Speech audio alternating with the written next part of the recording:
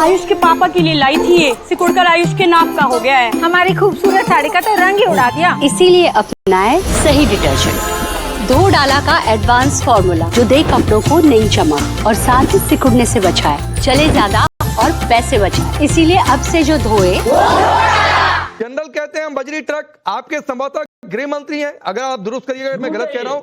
Home minister ने भी कहा है, होम मिनिस्टर ने भी पाकिस्तान के कहा है कि हम तो बजरी वाला ट्रक है भाई, देख लो हम तो कहीं भी जाकर लड़ लेंगे भिड़ लेंगे। तो आपको लगता नहीं कि मजाक उड़ रहा है पाकिस्तान का? प्लीज ऐसा कुछ नहीं। नदीम साहब रुक जाइए प्लीज, आपका नाम फखर यूसुफ जही नहीं है, रुक जाइए, सुनिए फखर को, उसके बाद आ जाऊंगा। लास्ट वीक हमारे होम मिनिस्टर मोहसिन नकवी ने लाहौर की मतलब वहां पे एक तकरीब में स्पीच कर रहे थे और वहां पे उन्होंने ये कहा था कि जिस वक्त पाकिस्तान और इंडिया के क्लैशेस चल रहे थे मई में, तो उस वक्त सऊदी अरेबिया से हमें कॉल आई और कहा गया कि जंग को खत्म कर दे या रोक ले। तो कहते हैं उनको जवाब में हमारे गालिबन field marshal general Asim Munir का उन्होंने नाम लिया, बल्कि यकीनन उन्हीं का नाम लिया, कि उन्होंने कहा कि दोनों में इस तरह का डिफरेंस है। इट्स मीन कि अगर ट्रक जो है वो मर्सिडीज को हिट करेगा तो देन नुकसान जो है वो मर्सिडीज का होगा, ना कि ट्रक का उस तरीके से हो सकता। मतलब वो ये एग्जांपल शायद किसी और उसमें दे रहे थे, लेकिन मैं इस पे एग्री नहीं हूं इस एग्जांपल से। देखें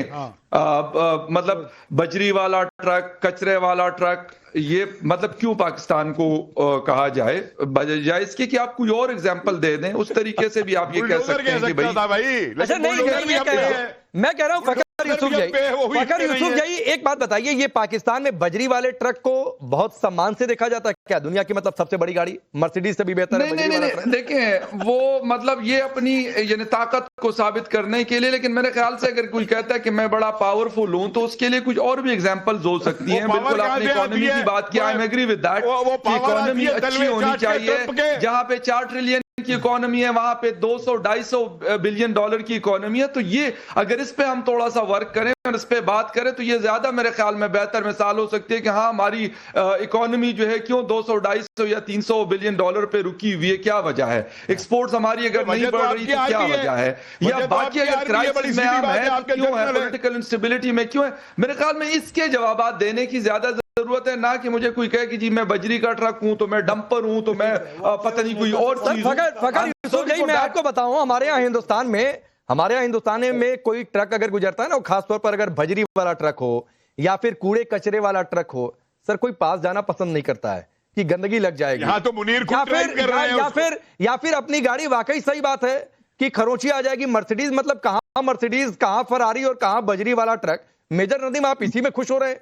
फखर यूसुफ जही ने कुछ बातें कही, बहुत सेंसिबल बातें कही हैं, उन्होंने लॉजिकल कहा, बहुत लॉजिकल कहा कि भाई ताकत ही बतानी है तो कुछ बढ़िया एग्जांपल देते। प्रोपेगेंडा है, ऐसा कोई जुमला नहीं कहा गया, ठीक है, ना ही ऐसी कोई बात की गई है, ठीक है। आपने अग्नि 5 का तजर्बा अभी किया है, हमने अबाबील का MIRV उससे पहले दिया। पाकिस्तान को अंडर एस्टिमेट कर रहे हैं। अच्छा। अभिनंदन साहब से पूछे, उन्होंने कहा था कि द टी वॉज फैंटास्टिक, ठीक है, यहाँ आए थे वो, चाइना की चाय चीनी चाय जीना जो मिलाई थी आपने, चीनी चाय जीना आपकी तो होती नहीं। पाकिस्तान ने हमेशा आप लोगों को ढेर किया और नाको चने चबाए। आपका ये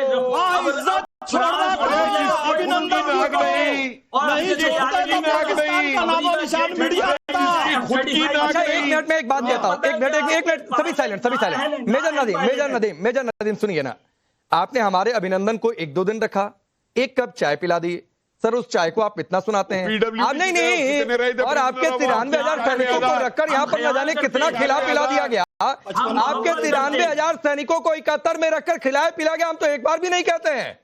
यही फर्क होता है एक बजरी वाले ट्रक में और एक मर्सिडीज और फरारी में, कि आप 1 कप चाय पिलाएंगे तो सुनाएंगे, हम खाना खिलाएंगे, बिरयानी खिलाएंगे तो भी नहीं सुनाएंगे। भिखारी को दान में दिया, जाओ खाओ बिरयानी, मजे लो बिरयानी के। राकेश जी ये भूल गए हैं कि इनके पेटेंट टैग को भी हमने बजरी वाला बना दिया। अब एक सवाल है, इनके पेटेंट टैग को भी बजरी वाला बना दिया था, भूल गए। मेजर नदीम, कल भी हमने शो किया था और अग्नि 5 पर किया था। रुक जाइए सर, एक मिनट, एक आपसे सवाल पूछ रहा हूं, कल भी हमने शो किया था, अग्नि 5 पर शो किया था, आपके यहाँ के एक ब्रिगेडियर थे, अभी नाम नहीं लूंगा, बाद में बता दूंगा, वो MIRV का फुल फॉर्म नहीं बता पाए थे, आप बता सकते हैं?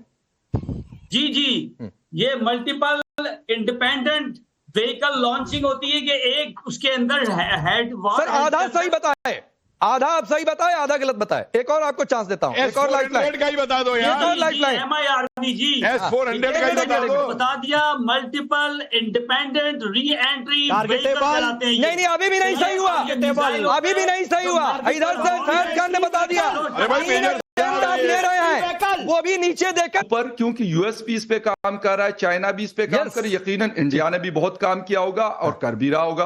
पाकिस्तान एयरफोर्स स्पेशली इसके ऊपर बहुत ज्यादा वर्क कर रहा है और उसमें चाइना का हाथ बहुत है। चाइना ने बिल्कुल वो किया है। अब टर्की इसमें कुछ पाकिस्तान की हेल्प कर रहा है। तो इस तरह की चीजें लाजमी सी बात है, नई टेक्नोलॉजी आती है। नहीं सही बात है फखर भाई, मैं आपसे 100% मैं एक बात कह दूं, मैंने यहाँ से तो नाजिर साहब को सुनने के लिए अपने दोनों मेहमानों को भी यहाँ से मैंने रोका कि उन्हें बोलने दिया जाए। मैं आ रहा हूं कपिल, 30 सेकंड दीजिए। लेकिन आप ये सोचिए कि जिस इलेक्ट्रॉनिक वॉरफेयर को आपने आसान भाषा में बता दिया, आपके जो आर्मी के एक्सपर्ट हैं वो नहीं बता पा रहे हैं। यही तो मैं कह रहा हूं कि आपके यहाँ पत्रकारों को ज्यादा जानकारी है भाई। कल MIRV का फुल फॉर्म नहीं बता पाए थे और आपके यहाँ के डॉक्टर इरशाद PMLN के नेता है वो ये कहकर गए कि वो रिटायर हो गए, कहां से बता पाएंगे? आप सोचिए क्या लॉजिक लेकर आते हैं। खैर कपिल जी आपसे कुछ पूछना चाह रहे हैं फखर भाई। फखर साहब एक बात पे गौर कीजिए, जब आप बोल रहे थे मैंने नहीं टोका बीच में। क्यों? क्योंकि आप जो है एक सेंसिबल बात कर रहे थे, एग्री, आप अपना एक एनालिसिस दे रहे थे, मैंने नहीं टोका आपको। और मैं हर लॉजिकल बात को सुनने को तैयार हूं, उसका लॉजिकल जवाब दूंगा। लेकिन इनसे बात करो, इन्हें तो शुरुआत ही की गई, कैसे शब्द इन्होंने इस्तेमाल किए, और उसके बाद में सिंदूर सिंदूर वो सब बोलते हैं। ये मेरा आपसे एक प्रश्न है, कल मैंने ये आपके एक और पत्रकार से भी पूछा था कि देखिए जब भी कोई ऐसी स्थिति देशों के बीच में आती है तो हर देश वाले अपना इतिहास देखते हैं, वर्तमान स्थिति देखते हैं, स्ट्रेटेजी बनाते हैं, फाइनेंस करते हैं, अपने इंटेलेक्चुअल से बात करते हैं, उसके बाद में एक स्ट्रेटेजीज बनाई जाती है, चाहे वो जियो पॉलिटिक्स हो, चाहे वो इंटरनेशनल डिप्लोमेसी हो या कुछ हो। मैं ये देख रहा हूं कि आपके पाकिस्तान के अंदर आप लोग बहुत माहिर हैं जियो पॉलिटिक्स को समझने में, स्ट्रेटेजी की बात को करने में, लेकिन आपके जो लोग वहां पे बैठे हुए हैं प्लानिंग और निर्णय करने वाले, ये सिर्फ उन्हीं के कहने पे चलते हैं। अच्छा, एक जो मौलवी ने कह दिया, जो टेररिस्ट ने कह दिया, वो कह दिया, या जो कोई विदेशी ताकत उनसे करवाना चाहती है। आज एक मिनट, एक लास्ट क्वेश्चन, आज मुनीर गए हैं अमेरिका, क्या आप ये भूल जाएंगे कि ये वही अमेरिका है जिसने आपसे तालिबान बनवा के उसके ऊपर तालिबान कैसे, ठीक है मैं एक रिप्लाई लेता हूं, और इतना ऊपर तालिबान कैसे, ठीक है मैं एक रिप्लाई लेता हूं, और इतना क्या कोई हालात चाहते हैं पाकिस्तान का? फिर इमरान खान, ख्वाजा आसिफ ये सभी स्वीकार कर चुके हैं कि yes we did a dirty job for America. ये ऑन रिकॉर्ड है। अब फकर रिप्लाई करें, समय कम है। आपसे मजा आ रहा है बात करने में फकर साहब? कपिल जी सुनिए जवाब सुनिए, बोलिए फकर। मैं देखिए मैं आपको बताता हूं, बिल्कुल ये चीजें हुई, बिल्कुल ख्वाजा आसिफ साहब ने ये इंटरव्यू पाकिस्तानी नहीं एक बाहर के चैनल को इंटरव्यू में उन्होंने ये बात कही थी। बट ये है कि क्या हम ये स्ट्रेटेजी चेंज करेंगे, हम क्या फ्यूचर का सोच रहे हैं, ये सबसे इंपॉर्टेंट बात है। मैंने कहा कि अगर आज से 30 साल पहले हमने कोई गलती की तो आज 30 साल बाद हमें उसको बेहतर करने की अच्छा ठीक, समय नहीं है फकर भाई, एक लाइन का सवाल, एक लाइन में